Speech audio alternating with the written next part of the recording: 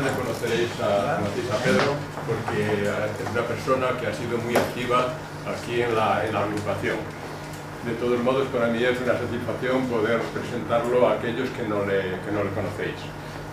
Bueno, como figura en la nota que publica la agrupación, Pedro es licenciado en Ciencias Físicas por la Universidad Complutense de Madrid. Y como él se define, pues es un profesional de la informática, aunque su vocación es la física.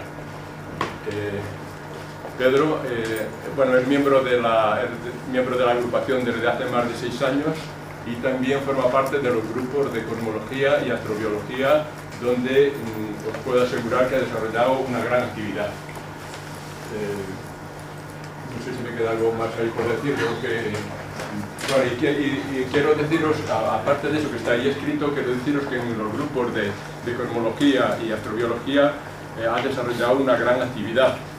Y ha escrito numerosos artículos relacionados con estas materias, de los cuales han sido publicados en la revista, y yo creo que ha impartido aquí pues unas 10 o 12 conferencias en los grupos tanto de cosmología como de astrobiología, y ahora están en general, ¿no? Pedro, a mí me consta que es una persona que le gustan los retos, y eso le ha permitido abordar temas tan diversos como este, formación de los sistemas planetarios, o el origen de la inteligencia, o la inteligencia al final del universo.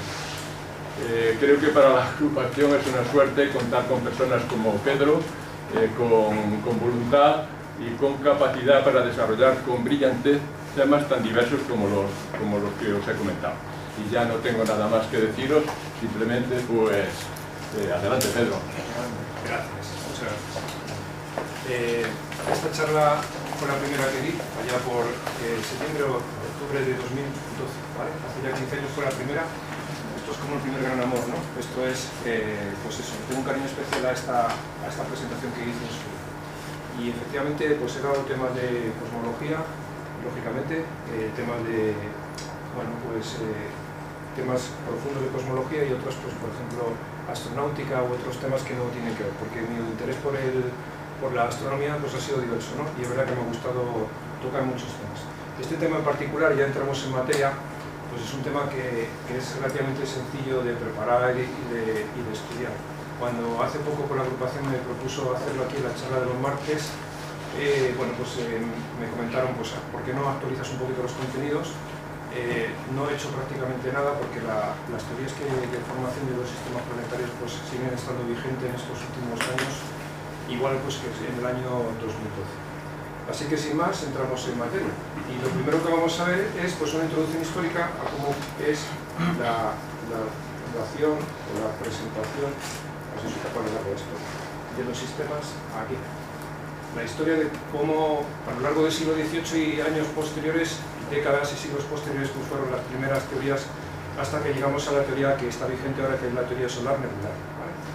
Principios del modelo, de esa teoría, lo vemos brevemente. Aquí nos extenderemos en la fase de formación del sistema y los sistemas planetarios, y haremos también un guiño a la formación de nuestro propio sistema, ¿no? Ver pues qué cosas particulares tiene nuestro propio sistema. Veremos otros temas de simulaciones matemáticas de otros sistemas extrasolares, y luego pues un pequeño epílogo o conclusiones sobre la charla. La charla media horita, una cosa sencillita para que luego, pues si queréis, charlemos un rato y pasemos un rato entre amigos, que es en realidad pues las dos cosas que a mí me gustan más de esta charla. Lo primero es prepararlo, y luego pues compartir con vosotros un rato, pues yo lo veo como entre amigos, ¿no? Pasándonos todo.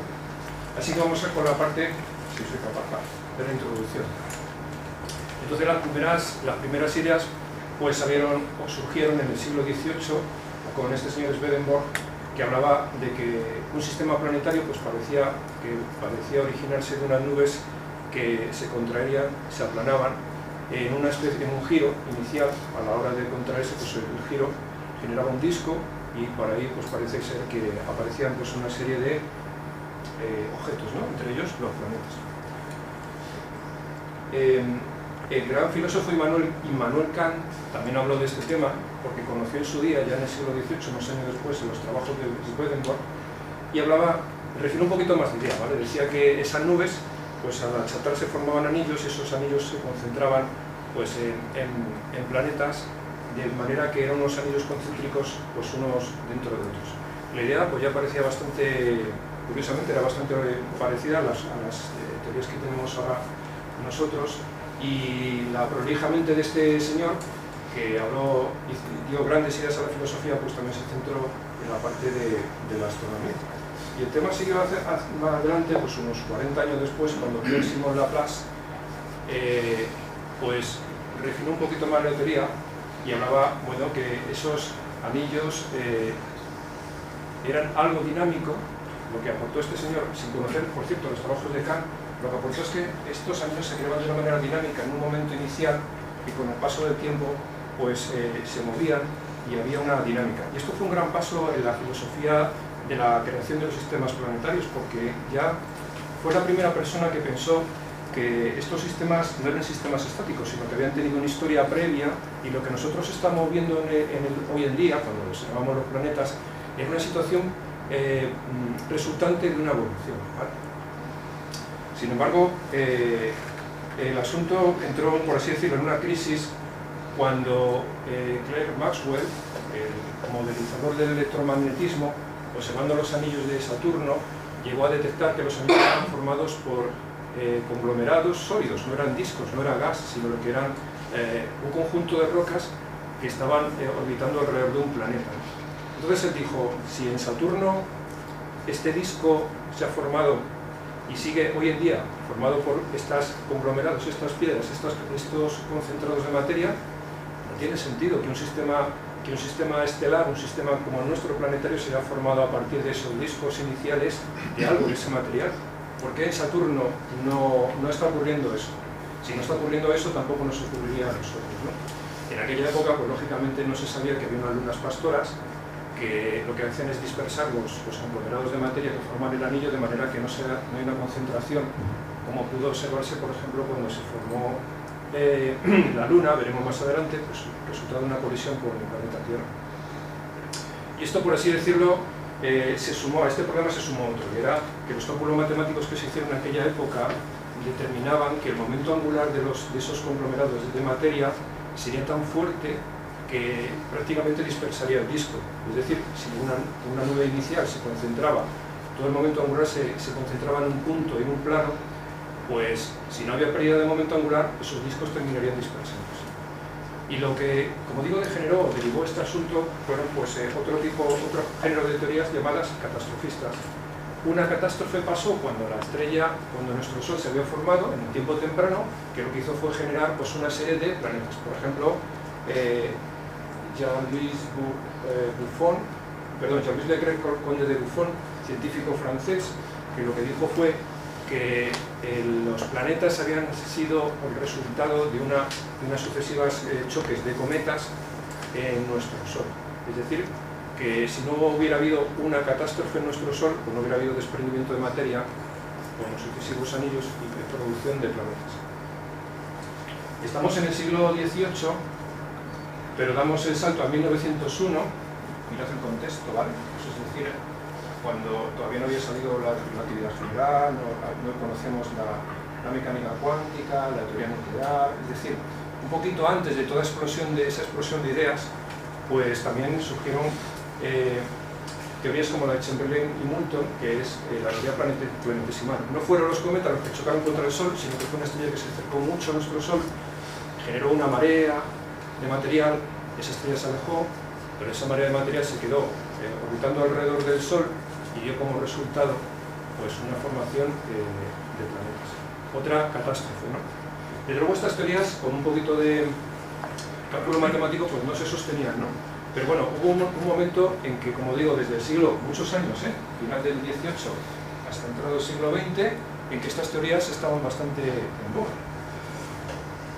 Hasta que Weizsäcker, en 1944, como digo, ya conocía pues, las nociones de física nuclear, reformuló la teoría planetesimal y dijo, no, aquí esto se puede reformular.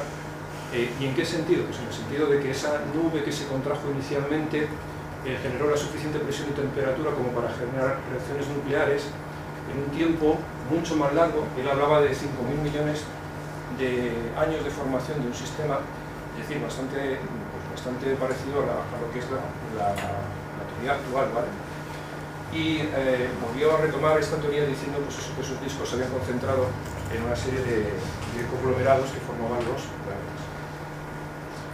Entonces, como digo, hubo una teoría nebular inicial, una salida de teorías catastrofistas, vueltas a la teoría inicial nebular. Y el modelo que tenemos ahora se llama modelo solar nebular o formación de nubes, ¿vale? Y antes de exponer lo que está en la tercera parte de la presentación, la fase de formación, pues vemos algunos principios. El primero son los modelos de formación. Los modelos de formación se forman pues, por la agrupación de masa. Es evidente que la energía, la fuerza gravitatoria lo que hace es concentrar las masas en una serie de objetos que con el paso de cierta masa crítica tienen formas esféricas porque es la forma geométricamente más estable para controlar grandes cantidades de masa. Y hay dos modelos, el modelo de acreción del núcleo y el modelo de la inestabilidad, del disco de inestabilidad. Eso tiene que ver pues, con un conglomerado de algo físico, granos, formas de materias concretas, puntuales, y esto tiene que ver con la formación de discos de gas. Entonces, en la secuencia siguiente se ve, por ejemplo, el primero. El modelo de acreción nuclear forma parte de pues, estas sucesivas fases, unas fases en las que hay unos conglomerados que están vagando por el espacio, ciertas concentraciones iniciales lo que hacen es crear una mayor fuerza gravitatoria y hacen que se vayan acumulando con el paso del tiempo mayores cantidades de creación. En realidad hace tiempo me pareció súper gracioso, esto es como la pelusa que se acumula en las casas, ¿vale? La energía ni se destruye, solamente que las pelusas se crean de la nada, bueno, no es cierto, ¿no? Pero las odiosas pelusas que están en las esquinas pues se crean más o menos parecido a eso, ¿no? Son sitios donde el aire pues, queda remanente, se acumulan los pelos, porque se forman por pelos y otras partículas, y al final crea la pelusa tan indeseada por nosotros, ¿no? De las casas. Pues algo parecido sería esto. Es una pura agregación de material. Esto encaja muy bien, por ejemplo, con los planetas rocosos, como por ejemplo la Tierra, o Venus, o Mercurio, donde lo veremos más adelante, en el estado inicial de formación no existía una gran cantidad de gas, sino que existían pues eso, materiales mucho más duros, como los silicatos, materiales de la familia del hierro, metales, mucho más densos y por supuesto sólidos, que sirvieron para crear pues, esos planetas rocosos. Y el segundo modelo es la inestabilidad gravitatoria. En un disco, esto es una simulación matemática, un disco que gira a partir de un centro de gravedad con sucesivas capas concéntricas de gas que, conforme se alejan del núcleo, tienen una menor velocidad de rotación y que, por tanto, entre las capas existe un enrozamiento entre ellas, pues crean con el paso del tiempo vórtices, pequeñas irregularidades, al estilo, por ejemplo, de la gran mancha roja de Júpiter, que sabéis que es una tormenta que está formada, entre otros motivos, pues por la fricción de dos bandas dentro del planeta, y unas sobre otras como una bolita, que lo que hace es alimentarse con esa diferencia de velocidad. Pues estos vórtices, que aquí simplemente están apuntados, aquí mucho más, y aquí están bastante bien definidos, lo que hacen es crear conglomerados, en este caso de un material líquido, o un gas, y que forman pues, unas concentraciones que darán lugar a los planetas. Este modelo de inestabilidad gravitatoria entra muy bien, encaja muy bien dentro de los planetas gaseosos. Evidente, claro, los planetas gaseosos hay mucho gas, mucho más gas que material sólido, y este tipo de modelo pues, funciona muy bien con los materiales gaseosos. ¿Cuál es el mejor modelo? Pues no está claro, ¿vale? Por lo menos de lo que yo he leído, no existe un modelo claro. Como digo, existe una diferenciación internos-externos, pero tampoco existe una postura común y concreta de los científicos porque tienen inconvenientes. Y luego el segundo gran concepto es la línea de hielo. ¿Qué es la línea de hielo? La línea de hielo es aquella distancia de la estrella original que hace que los materiales que estén dentro de esa línea, que es concéntrica dentro del disco, pues se evaporen. Tiene una temperatura suficiente como para que se evapore el agua. Dentro de la línea de hielo, el Sol, línea de hielo, de aquí, de la línea de hielo hacia nuestro Sol, toda la parte central, todo el vapor de agua, los gases, están siendo evaporados o expulsados por el viento solar fuera de la línea de hielo y justamente al exterior de la línea de hielo se concentra toda esa cantidad de gases que han sido expulsados de la parte interior. Como ya os podéis imaginar, nuestro sistema solar, la línea de hielo que andaría por los 3,5 unidades astronómicas en sus orígenes, dio lugar a grandes planetas gaseosos, en nuestro caso Júpiter, ¿vale? De hecho, Júpiter, como sabéis, la masa de Júpiter es mayor que la suma de toda la masa de los planetas restantes juntos. O sea, es un auténtico monstruo que no ha dado lugar por tamaño a una fusión nuclear, pero bueno, que se quedó a medio camino. Es un grandísimo planeta, ¿vale? Un planeta enorme. Por tanto, la línea de hielo, lógicamente, depende también del espectro de la clasificación espectral de la estrella, de la temperatura superficial, la luminosidad, pero siempre existe en todos los sistemas planetarios. Muy bien. Luego, las fuentes de información de este modelo, pues en estos últimos años han sido pues muy enriquecidas por observaciones directas. Por ejemplo, esto es dentro de la nebulosa de Orión. En el fondo blanco de la nebulosa, de una nebulosa de emisión, pues se ve un punto blanco, un punto más brillante y un disco. Aquí se apunta el disco de un material más oscuro, que todos los indicios apuntan a que bueno, es un disco de acreción de material del que luego surgirán planetas. Desde luego hay imágenes bastante más nítidas que estas, pero bueno, la idea es que las observaciones han dado un empuje definitivo a la teoría solar nebular. Luego también los meteoritos son fuente de información, porque los meteoritos no dejan de ser residuos de las formaciones iniciales de nuestro sistema solar, en este caso. Y los materiales que ellos contienen pues dan una idea de cómo estaba formada el disco inicial en las etapas más primigenias de nuestro sistema solar. Como toda teoría, nunca una teoría, algunas otras excepciones, nunca tiene una categoría de verdad total, ¿no? Tiene sus fortalezas y sus debilidades. La fortaleza de este modelo, lo hemos visto, existen observaciones de estrellas que tienen unos discos más oscuros alrededor de la estrella más luminosa de formación de planetas. El proceso de acreción de planetesimales, luego veremos lo que es un planetesimal, está bien comprendido. Existe pues una simulación matemática, existen simulaciones matemáticas, existen principios físicos bastante bien comprendidos de por qué se crean esos planetesimales. Y la formación de planetas rocosos está bien comprendida. Planetas rocosos, porque claro, una de las cosas que tiene que explicar este modelo es por qué en un mismo sistema hay planetas rocosos dentro de la estrella y gaseosos fuera de la estrella. Ya habéis visto un apunte de la solución, ¿vale? La línea de hielo, más algunas consideraciones que veremos un poquito más. Sin embargo, no tiene lógicamente problemas como todas las teorías, no se entiende bien cómo el material del disco pierde su momento angular inicial. Entonces, como comentaba antes, pues en el siglo XVIII los cálculos decían que el momento angular de todo este disco sería tremendo y sería el disco. Teorías, pues lógicamente la primera es el rozamiento. Dentro del disco, las capas exteriores rozan con las interiores, crean esos vórtices y al final hacen que el sistema en conjunto pues pierda material. Existen otras teorías que seguramente estén menos sustentadas, que dicen que el viento solar, el viento estelar en este caso, lo que hace es crear un campo magnético que retiene las partículas metálicas dentro del disco y lo que hace es que se pierda momento dentro del disco a favor de que gane la estrella un momento angular. Y luego, otra de las cosas es que no se comprende bien el crecimiento de las partículas cuando son pequeñas. ¿Vale? ¿Por qué? Pues por dos motivos. El primero es que cuando una partícula surge de la unión de otras, se calienta. Una partícula, cuando se pasa de un centímetro a 100 kilómetros, pues es resultado de una serie de choques con una energía cinética, se transforma en calor, ese objeto se queda prácticamente en estado de fusión, con una temperatura altísima, y la fusión lo que hace es radiar. Y al radiar lo que hace es poner una traba a la caída de otros materiales, ¿vale? Porque la propia emisión crea una especie de viento, ¿vale? Un viento de partículas que impide esa caída. Y luego la segunda y más consistente motivo por el que no se comprende es que, lógicamente, si un objeto tiene una cierta masa, lo que hace es crear en su órbita alrededor de la estrella un hueco. Dentro del disco hay un sitio, una banda, donde queda vacío, y ya no es tan evidente que el resto de partículas puedan caer en esa banda, porque ya ha agotado esa fuente de partículas a lo largo de su camino.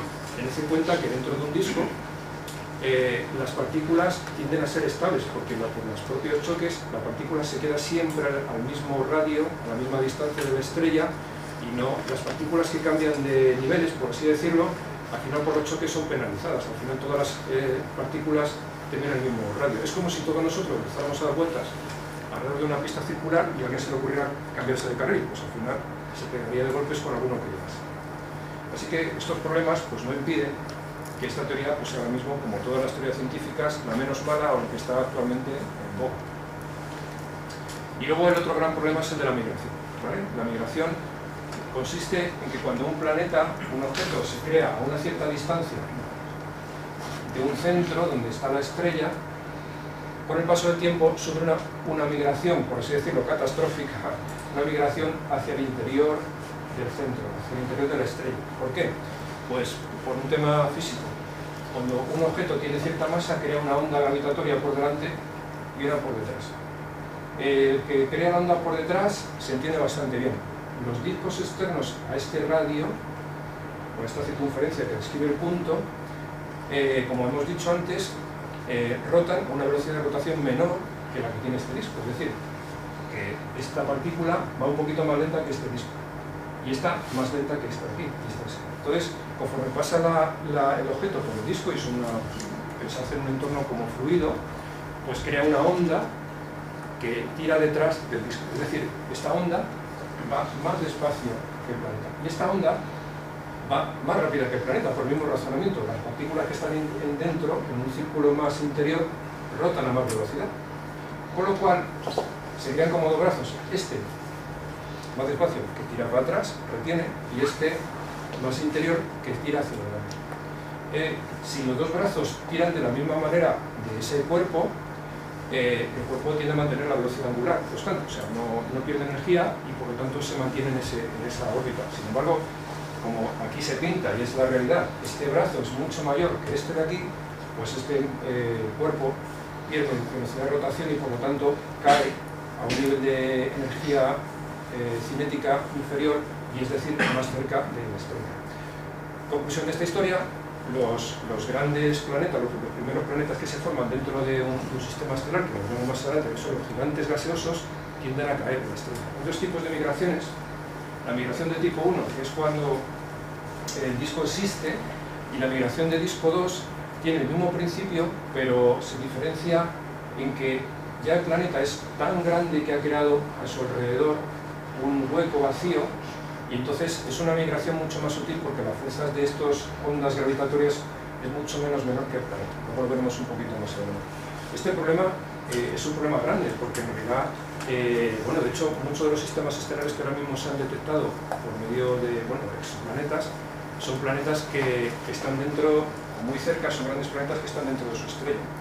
Si bien alguien me puede decir, es un sesgo observacional que eso ocurra, porque en realidad esos planetas, por así decirlo, lo que hacen es bambolear mucho la estrella, la mueven mucho, bueno, pues parece que desde luego la distancia media de los planetas en muchos sistemas estelares son grandes planetas a una distancia de Mercurio mucho menor, a una distancia mucho menor de su estrella que lo que es Mercurio. O sea, algo raro está pasando en nuestro sistema solar. Entonces este tipo de problemas es un problema que tiene que resolver nuestro sistema.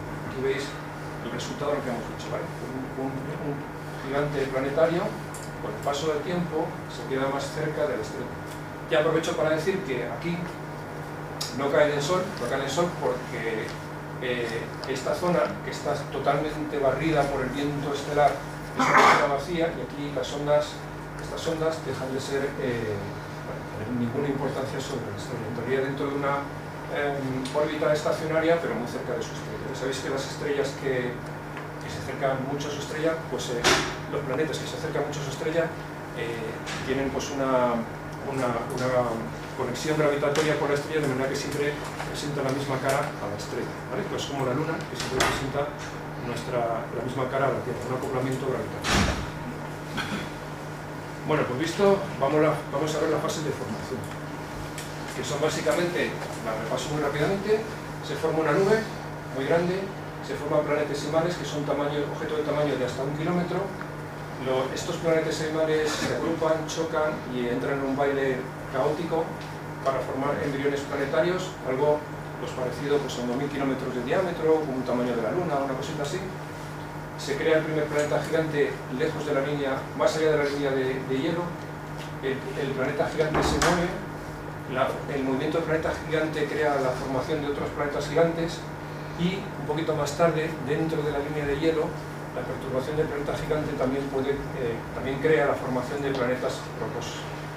Con esto está la teoría en estado general. Y luego, en nuestro caso, pues hay una serie de ajustes finales que han sido también pues, muy importantes para la vida, como por ejemplo el bombardeo pesado.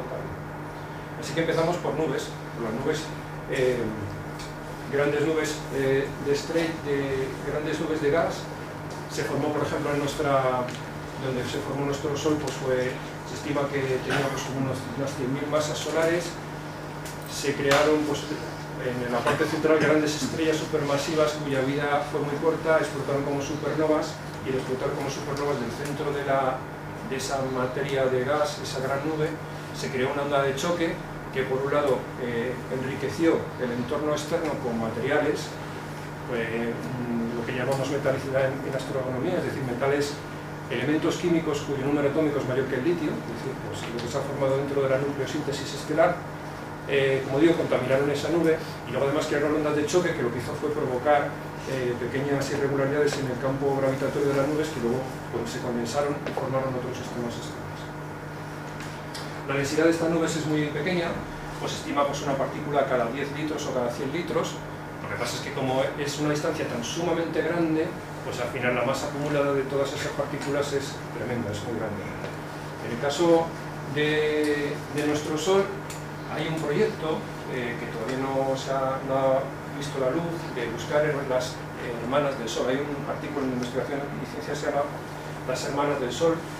Se estima que la nube tenía entre 1.500 y 3.500 estrellas y por supuesto el Sol fue una estrella de segunda generación, ¿vale? Eso está claro, porque si no, no tendríamos los elementos químicos que forman parte que están en nuestro planeta, ¿no? Hierro, carbono, el oxígeno, etc.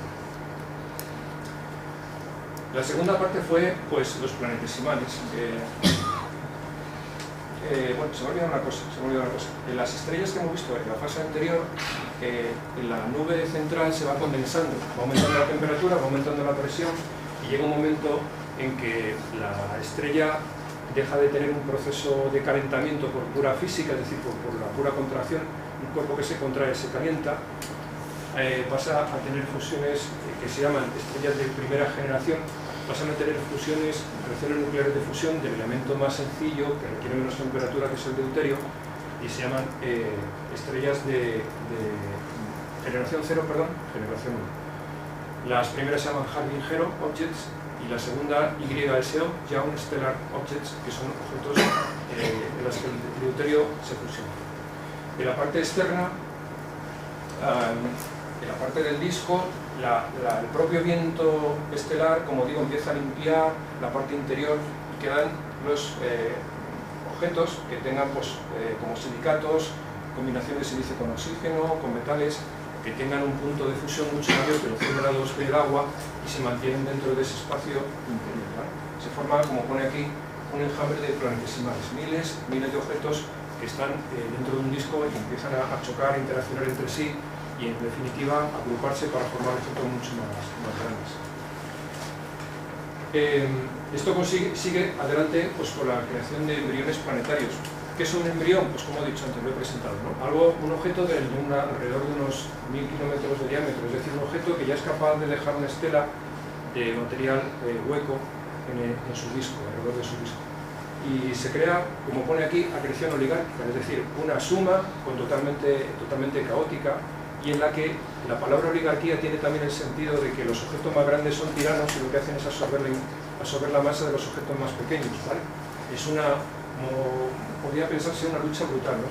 Imaginaros un entorno como este, un disco, con unas temperaturas de miles de grados en la superficie de estos objetos, en los que constantemente van cayendo unos objetos dentro de otro, donde es muy posible que la superficie de esos objetos esté fundida y unos objetos que caen unos encima de otros de una manera totalmente anárquica, tan anárquica como aquí, en el que veis que aquí al principio todo estaba dentro de un plano, pero las interacciones gravitatorias hacen que algunos incluso se salgan de ese plano.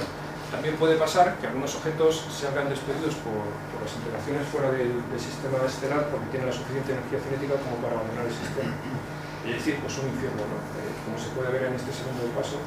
Y luego termina, pues al cabo de unos cuantos millones de años, esto es una cifra estimada, como ya podéis imaginar, ¿vale? En una serie de objetos que no son la configuración final de los planetas, por ejemplo, interiores, una serie de objetos que sí que tienen, por un tamaño ya adecuado, una rotación alrededor de su estrella en un plano pues más o menos uniforme. Los embriones planetarios presentan el problema que os he comentado antes. La propia acumulación de objetos crean esa energía cinética, pasa a ser energía térmica y hace que su propia caída irradie calor y vaya en contra de esa interacción. Y de hecho, no se conoce bien el mecanismo por el que esas agrupaciones tengan un tiempo suficientemente corto como para poder crecer. Hay un problema no resuelto y que consiste en que un planeta solamente crece, o un embrión de esto solamente crece cuando el disco tiene cierta cantidad de masa, porque si luego desaparece la masa solamente puede alimentarse de otras interacciones. Entonces, el momento en que el disco está... el disco contiene material es un tiempo relativamente corto. Se crea como siguiente paso el primer planeta gigante. Lejos de la línea de hielo se crea un objeto que se alimenta de todo el vestido barrido, como yo digo, dentro de la línea, y es un planeta pegado. Esto es una simulación matemática y lo que viene a decir aquí es que este objeto, por medidas físicas, podría generar un calor muy grande y una luminosidad, por tanto, también muy alta. Se puede estimar que hasta varias decenas lo que puede ser nuestro Sol, en esos momentos iniciales la energía es enorme. Ese gigante, aquí vemos un ejemplo de migración de tipo 2, ese gigante se debería mover hacia el centro de la estrella, como ya hemos visto antes, ¿vale? En este caso, aquí veis también las ondas gravitatorias. Lo que pasa es que la diferencia entre migración de tipo 1 y la de tipo 2 tiene que ver con la masa del objeto. Tipo 1 es un objeto de masa terrestre, tipo 2 un objeto de masa 10 veces terrestre, mucho más sutil, como he comentado antes. Con lo cual, este gigante de gas debería centrarse en su estrella. Los escombros que deja el primer gigante de gas, aquí se ve el hueco que deja el gigante, genera pues una serie de materiales que se acumulan fuera de ese primer gigante y sirve como materia prima para la formación de otros planetas gigantes. En este caso, por ejemplo, Saturno, Neptuno y Urano. Bueno, luego veremos los detalles de lo que pasó después, pero el concepto yo creo que es bastante sencillo, ¿vale? Acumulación de materiales, siguientes planetas gigantes, todos son gaseosos. La interacción de planeta gigante, aquí no se le pone planeta gigante de gas y embriones. Hace que se desestabilice las órbitas de los embriones planetarios y se establezca pues un baile en los que en alguno de ellos pues existe una interacción, choques, creación de unos planetas pues, más grandes. Hasta la formación, bueno, el despeje de este hueco y la creación de poquitos planetas. En nuestro caso sabéis que terrestres solamente hay 4 planetas, ¿vale? Y es una distancia pues, hasta unas 5,6 unidades astronómicas hasta Júpiter, pues es una poca cantidad de planetas para la distancia estelar. Bueno, aquí os presento los planetas.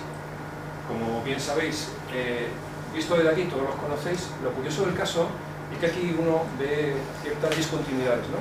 Estos planetas parece como que están bien formados. Este planeta se ha quedado como con ganas de crecer más, con una masa como la mitad, ¿no? Me parece, debe ser, no me acuerdo con la masa de Marte, pero luego menos de la mitad de la Tierra. La décima, vale, porque también es menos denso y tal. Pero bueno, esto parece que ha habido algo que ha frenado su formación. Y Mercurio tiene una composición como de un núcleo planetario. Es como si Mercurio inicialmente tuviese un manto y una atmósfera, oye, no sé si llegó a tenerla, pero se ha quedado en el núcleo planetario. ¿Qué pasó con este tema, ¿no? En estos casos? Sin embargo, Venus y la Tierra sí son planetas bien formados. Junto a los planetas pues está la formación de satélites. ¿Cómo se forman los satélites? Pues por estos 3 principios, ¿no? Por estos 3 temas. Una es la conformación. Conformación es que junto con el planeta se crea un satélite que suele tener un tamaño relativo muy grande respecto al planeta. Y aquí en nuestro sistema solar tenemos dos ejemplos, que es Tierra-Luna. La Luna es un satélite enorme comparado con el tamaño de la Tierra. Y luego el sistema Plutón y Caronte, que son Plutón y Caronte, pues prácticamente, bueno, Caronte es más pequeño que Plutón, lógicamente, pero también la proporción pues es muy grande.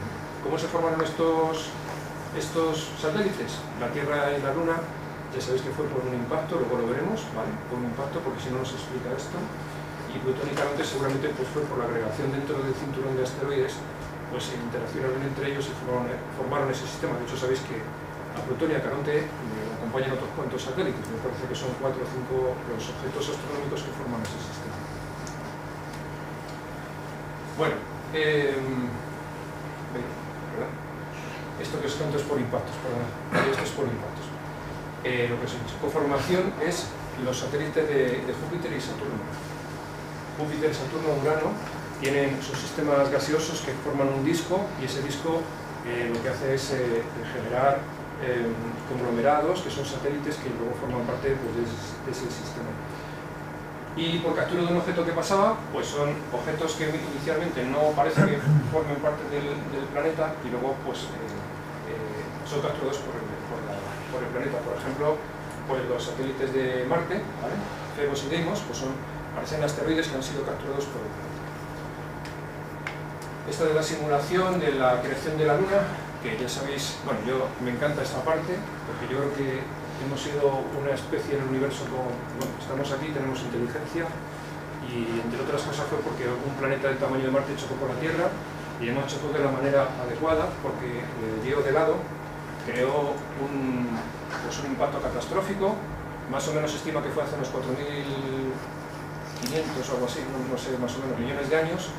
El impacto lo que hizo fue levantar grandes cantidades de manto del núcleo de la Tierra, salieron orbitados en un disco que luego al final por acumulación creó la Luna, y eso fue una grandísima suerte para la Tierra porque pues básicamente por 3 motivos. Lo primero, creó un núcleo grande que además se ha mantenido caliente durante todo el tiempo, con lo cual es líquido, y eso ha formado los campos magnéticos de la Tierra.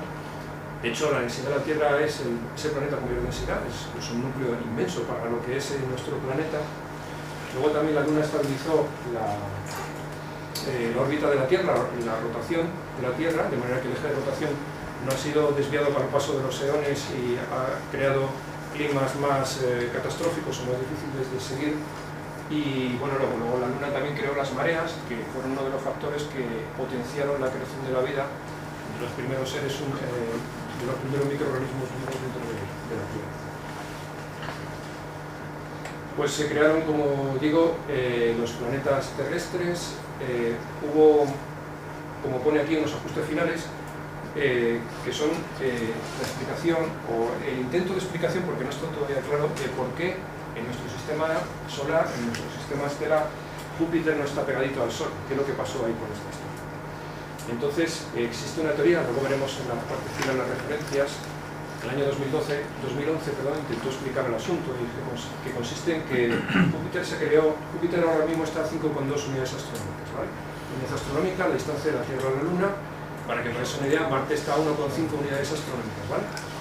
Pues Júpiter se creó a 3,5 unidades astronómicas. Cuando se creó, empezó a tener una gran cantidad de masa, dejó un vacío en su órbita y empezó a tener una migración de tipo 2. La migración de tipo 2 es mucho más lenta que la otra, la tipo 1. A las afueras de Júpiter se creó Saturno, de los escombros, como hemos visto antes en la transparencia, que quedaba fuera de la línea de la órbita de Júpiter, y empezó a migrar como tipo 1, es decir, empezó igual que Júpiter a caer a la estrella, en este caso nuestro Sol, pero empezó a caer mucho más rápido que Júpiter. Hubo un momento en que las órbitas hicieron que entraran en resonancia 2-3, 2 vueltas de Júpiter, 3 vueltas de Saturno, y esa resonancia lo que hizo fue empujar mutuamente los planetas hacia la parte exterior. Júpiter pasó de estar a 3,5, de estar de 1,5 unidades astronómicas, y llegó a bajar hasta la órbita de Marte. Marte entonces no existía, ¿vale? No se había formado. Llegó hasta 5,2 y Saturno salió mucho más fuerte, ¿vale? Eso fue lo que hizo que tuviéramos la suerte de que no entrase la parte final, y entrase pues como elefante en cacharrería, absorbiendo todo lo que había por medio hasta llegar mucho más cerca de nuestro Sol. En aquella época Urano y Neptuno no estaban como están ahora, sino que Neptuno estaba en la parte más interior que Urano. Neptuno estaba más cerca del Sol que Urano. Ese empuje de los planetas empujó a Neptuno hacia afuera, sobrepasó la órbita de Urano y entró esta vez, pues también como elefante por cacharrería, en el disco de asteroides que estaba en la parte de fuera, y en todos esos asteroides que estaban en la parte externa, lo que hizo fue pues, dispersarlos de aquella órbita. Algunos de ellos salieron fuera del sistema solar y otros cayeron dentro del sistema solar.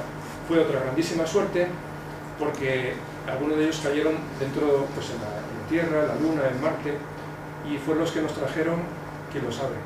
¿Qué trajeron a nuestro planeta esos? No sé si el agua, pero hay teorías que no, que dicen que viene del cinturón de Bueno, pues hoy yo defiendo que es la verdad. Varios millones de esos asteroides cayeron a la superficie de la Tierra y esa agua acumulada formó los océanos de la Tierra. De hecho, también, por ejemplo, en Venus también existe vapor de agua. Entonces, allí las reacciones químicas son catastróficas en otro sentido. Formó esos asteroides al final, la configuración final fue el cinturón de Kuiper. Pues eso es un cinturón de objetos de los que se supone que vienen de otros objetos, los cometas que de vez en cuando caen en nuestro sistema solar, y la nube de Oort, que es la nube esférica, que está a unas 100 unidades astronómicas un poco más lejos y que forma pues, una parte exterior de nuestro sistema. Aquí, en la parte interior de nuestro sistema solar, Júpiter dejó hueco para la formación de un planeta pues, un poquito más, de los pocos escombros que quedaban entonces, que fue Marte. Sabéis que Marte pues, no tuvo esa masa mínima y todo parece apuntar que hoy en día, pues, no tiene atmósfera, pero que en su día sí que iba a tener agua en la superficie y que perdió esa atmósfera por el viento solar y perdió el vapor de agua y otros tipos de material de gases, ¿no? Por lo cual la atmósfera de Marte es muy pequeñita. Formó un cinturón de asteroides cerca de Júpiter porque Júpiter también ha tenido un elemento distorsionador. No ha permitido esa onda gravitatoria de Júpiter conforme va rotando, no ha permitido que hubiera una acumulación de asteroides para formar un quinto planeta detrás de Marte y antes de Júpiter. Y bueno, se quedó el cinturón de asteroides pues como está. Aquí, bueno, una foto de esta parte chiquitita, pues es el cinturón de Kuiper y la nube de Oort, que bueno, como esto no se ha observado directamente, pero bueno, es una estimación, la explicación de por qué de vez en cuando caen cometas que son hielos de roca sucios, es decir, por así decirlo, vírgenes, desde la parte exterior, mucho más fría, en el interior de nuestro sistema solar. El bombardeo cruzado tardío tiene indicio no solamente en la Tierra, sino en Marte o en la Luna, seguramente en Venus también. Lo que pasa es que Venus, pues todo este tipo de huellas ha sido borrado por el clima que tiene tan tórrido y tan fuerte, esa presión atmosférica tan brutal que tiene Venus, pero posiblemente también haya habido bombardeo pesado dentro de Venus. Y aquí terminamos la fase de la formación. Sobre sistemas extrasolares hay una cuestión que se ha planteado pues, en muchos sitios, yo lo he visto en algunos artículos publicados en internet, y es cómo sería la formación de sistemas estelares, en este caso de estrellas solares, con estrellas binarias, porque como sabéis la mayoría de los sistemas son binarios, ¿no? Existen simulaciones, en este caso numéricas, matemáticas, sobre el sistema de Alfa Centauri. El primer planeta que se detectó, pues precisamente fue alrededor de una estrella de neutrones, porque la detección de la frecuencia del pulsar generado por la estrella de neutrones es muy uniforme, y cualquier tipo de perturbación, aunque sea de una estrella, de un planeta que en términos relativos es una masa prácticamente despreciable con respecto a la estrella, pues se puede detectar, ¿vale? Bueno, pues este es el PS 1257 más 12, que fue creo que fue el primer planeta extrasolar de Neptuno. Se han detectado también más planetas. Lógicamente estos planetas, lo que queda de esto después de una supernova, pues prácticamente es el núcleo, porque no sé yo si podría quedar ni siquiera restos del manto planetario después de todo esto. Ahora sí, simulaciones. Esto, por ejemplo, es una simulación de un equipo internacional sobre el sistema Alpha Centauri. Estos son los parámetros de las estrellas, tienen un semieje mayor de 23,4 unidades astronómicas y esta es la excentricidad 0,52. Sabéis que la excentricidad 0 es un círculo y 0,52 es una elipse bastante alargada, sí, gracias. Y aquí aparecen en diferentes cuadros en el momento en que se forma el sistema solar, 1 millón de años, 5 millones, 20, 100 y 200 millones de años, y aquí aparece una simulación de la distancia, perdón, de la excentricidad, excentricidad y distancia con la estrella. Esto lo que viene a decir es que al principio había un disco con una excentricidad 0, lo que yo os he contado antes, un disco donde cada parte, estrato de ese disco circulaba independientemente de los demás en un círculo bastante perfecto, excentricidad 0, y las simulaciones numéricas y matemáticas indican que se van formando objetos. Estos círculos indican que su tamaño es mayor y la excentricidad sale del 0 al 0,2, es decir, deja de ser totalmente circular para tener pues, otras excentricidades más parecidas a la de una elipse. A los 5 millones de años la cosa es incluso más caótica, algunos van con 0,4, a los 20 millones se reduce el número de objetos, los más importantes están dentro de una excentricidad relativamente baja, a diferentes distancias, y hay algunos objetos con una excentricidad grande, y con el paso de los años se van limpiando los objetos. Aquí vemos una primera gráfica donde se habla de que esta simulación, los planos de rotación, de traslación de las estrellas a través de su baricentro, el baricentro es el centro de masa de las dos estrellas, está formando un disco son planos de 0 grados, es decir, no están así, sino que están así. Aquí gira una estrella, aquí gira otra, están así. Cuando la simulación se hace con 30 grados, el número de la simulación arroja pues un resultado parecido al anterior, ¿vale? Grandes planetas, o planetas formados sin una gran excentricidad. Sin embargo, cuando es 60 grados, esto es un caos total, ¿veis? Aquí la cosa se está complicando mucho porque una excentricidad de 0,8 es una elipse muy pronunciada, que imaginaos un objeto que entra, como los cometas, y sale, entra y sale, por lo cual los choques entre objetos es mucho menor. Aquí el número de objetos pues es mucho menor con el paso de los millones de años. Bueno, y esto es una simulación de otras estrellas, es un sistema ficticio, 10 unidades astronómicas, sin tanta distancia entre ellas, no 26,5, sino 10 unidades astronómicas y una excentricidad relativamente baja. Cuando las estrellas no están muy lejanas, el sistema es caótico. Veis que al final, el estado final son dos grandes planetas y un triste planetito aquí, muy cerquita del baricentro, el centro de masas de las dos estrellas. Por lo cual, todo apunta a que cuando nosotros tenemos un sistema binario, bueno, no digamos ternario o cuaternario de estrellas, cuando tiene una distancia relativamente cercana, pues la posibilidad de formar planetas pues es bastante más remota porque el sistema es mucho más caótico. Hay dos grandes masas que van tirando de las demás pues de una manera variable, ¿no? Bueno, esto es una simulación de dos estrellas que están muy juntas, con una excentricidad pues pequeña. Bien, aquí la situación es muy parecida a lo que es un sistema planetario, una estrella única de dos estrellas están relativamente cerca y relativamente lejos de los planetas y actúan como una sola estrella, por lo cual el sistema no es un sistema, vuelve a ser bastante menos caótico que los demás. Y ya termino con una reflexión que dije, bueno, ¿cómo se puede ilustrar la tesis final de toda esta presentación, ¿no? Pues se presenta con esa playa. ¿Qué tiene de particular esta playa? Pues lo que tiene de particular esta playa es que es una playa en la que no ha habido intervención humana, pero curiosamente el viento ha creado una serie de líneas, por puro azar, pura física, ha creado una serie de líneas que tienen una apariencia de orden, ¿no? Y es como en nuestro sistema planetario, es un sistema que los antiguos pensaban que era un sistema ordenado. Sabéis que las esferas, ¿vale?, el movimiento de los planetas era un mundo de las ideas como de Platón, en fin, era un mundo ideal, lejos de las imperfecciones humanas, pero que no ha dejado de ser resultado del caos. No ha dejado de ser resultado del caos, como es en este caso, ¿no? Nada ha hecho, ninguna inteligencia superior se ha puesto a crear estas líneas y, sin embargo, estas líneas se han creado de manera natural en esta clase. Bueno, termino con referencias. Como digo, es un tema bastante sencillito de seguir. Las referencias a Wikipedia son bastante buenas. Lo que yo creo que debéis mirar es esto, Grand Track Hipótesis.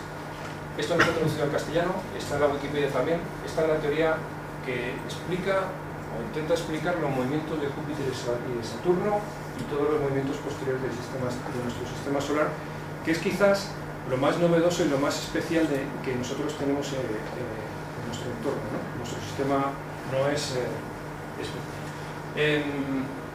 aquí en la biblioteca hay libros que hablan de estos temas, ¿vale? Por ejemplo, estos tres. Este es de investigación y ciencia, planetas ectópicos. Estos fueron los primeros planetas detectados. Y estos libros se pueden buscar, se pueden encontrar en la biblioteca.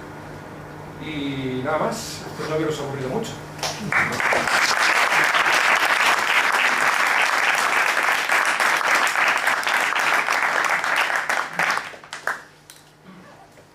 Ahora venga, dudas, comentarios. Adelante. Pedro, vamos a ver, la hipótesis que tú planteabas al principio sobre lo que es la pérdida del momento angular de lo que es el disco donde se está formando la estrella, siempre se ha supuesto que era la fase de Tauri de la estrella, en la cual se producen esos grandes chorros que se van desprendiendo por los polos, donde va, por decir, frenándose la estrella, que son los chorros HH, los de Herbiero. Entonces, esa es un poco la hipótesis que se ha planteado siempre de cómo puede perder la estrella en el momento angular. Yo no la veo, porque en realidad cuando una partícula sale eyectada por los chorros, como comenta el compañero, lo sabéis, o sea, cuando la estrella se está formando, el campo magnético hace como un agujero negro, crean dos eyecciones de chorros de partículas. Es otra forma.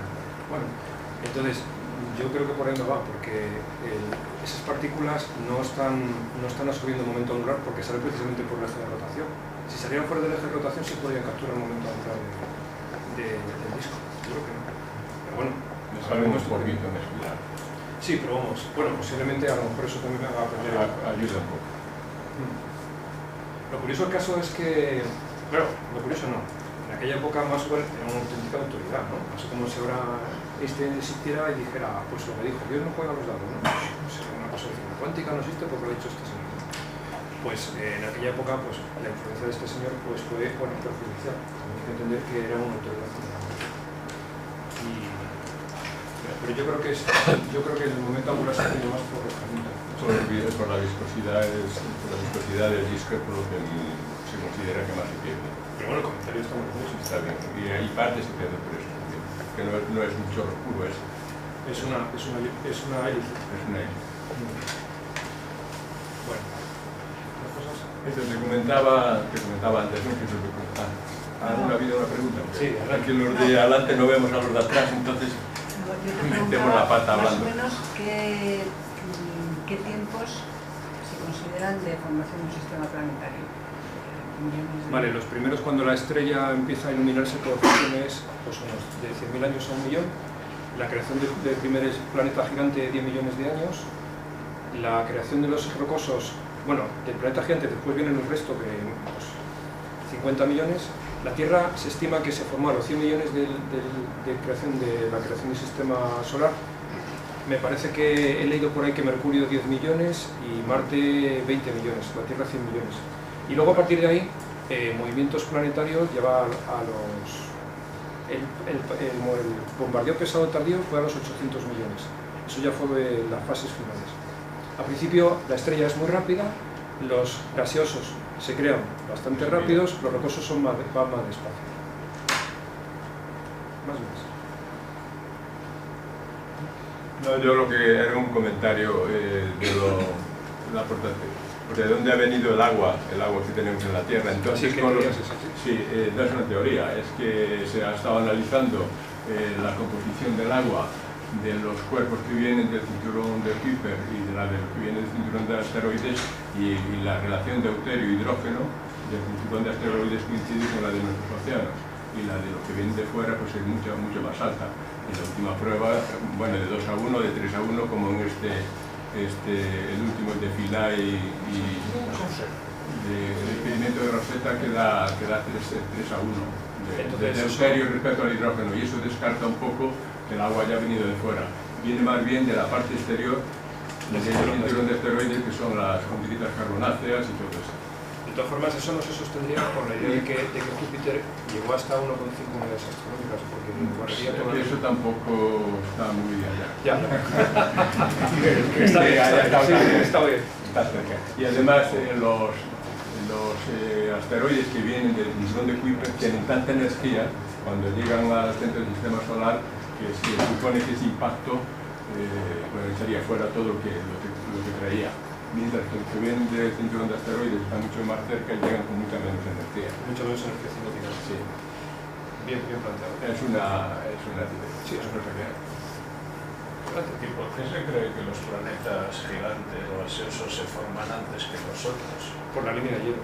Sí, pero la densidad de los planetas rocosos es más elevada, son silicatos o metales, que es lo que la supernova que los envió está por ahí, tiene densidad mayor, la gravedad interaccionará bastante más que una nube de hidrógeno, por muy grande que sea.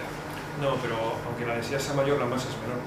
Es decir, que lo que hace que un planeta absorba del disco no es que sea denso, sino que tenga mucha masa. Es como un mercado donde todo es gratis. Después de la línea de hielo, todo lo que se ha barrido de fuera se lo dejan ahí en bandeja. La principal... Yo creo que va más que por la densidad, es por la masa. El principal argumento es que los discos no duran más de 10 millones de años. Los discos de gas. Entonces, o se forman en 10 millones de años o ya no se forman. O sea, ahora se observa que con más de 10 millones de años ya no hay discos de gas. Entonces, como estos planetas están formados por gas, pues lo tienen que coger mientras lo hay. Sin embargo, los sistemas, los rocosos, pues tienen mucho más tiempo para formarse. Necesitan bastante. Y en la línea de hielo no hay gas, hay hielo. Podrá ser un gas teórico, pero está congelado. Tiene razón. A efectos prácticos es un grano. Sí, pero es cuando hay materia ahí, que luego es barrida. Sí, lo que es... Por eso están hechos de gas. Tiene razón, no es gas. Son hielos exóticos permilleros. Sí, son los de hielo. Pero bueno, la idea es esa, dejo de línea de hielo, es gratis, cógelo. Hay de sol, hay materia de sol, dentro no. Dentro te tienes que chocar con otro y que pase tiempo y absorberle para conseguir... Y encima, si no. Si no hay ninguna pregunta, yo quería hacer un pequeño comentario. Han hecho una prueba de cara a la formación de los primeros grumos, han hecho un experimento que salió en televisión, si lo habréis visto alguno de vosotros, de que en la Estación Internacional han hecho un experimento metiendo en un bote, en ausencia de gravedad, por ejemplo, café suelto, y agitándolo, o café, o azúcar, o partículas diminutas. Y ellas solas, electrostáticamente, se han aglomerado. Entonces, esto ha sido un experimento que se ha podido hacer en la estación espacial, es decir, que la materia tiende a coagularse, a agruparse, ella sola, lo de las pelusas que tú comentabas. Y se ha visto, han presentado un vídeo donde se ve que eso se forma de una forma natural, en ausencia de gravedad. Cuando paséis la escoba de sexo. Esto viene mucho más antiguo. ¿No paséis la hacer así a las pelusas? Una pregunta. Sabemos que la NASA tiene descubiertos más de 4.000 exoplanetas, de los cuales hay muchos que parece que tienen algo, un número de 50.000. La sensación de todos, o de los aficionados, es que la NASA sabe mucho más de lo que publica y que parece que podría haber confirmación de que existe una vida similar 30 con 30 o 50 sonadas. ¿Cuál es la impresión? Mira, si la NASA tuviera una sospecha mínima de que existe vida en algún sitio, lo publicaría a los 4 vientos, porque de esa manera conseguiría presupuesto. Has dado una clave. Yo creo que la NASA publica más de lo que sabe, para que le den presupuesto.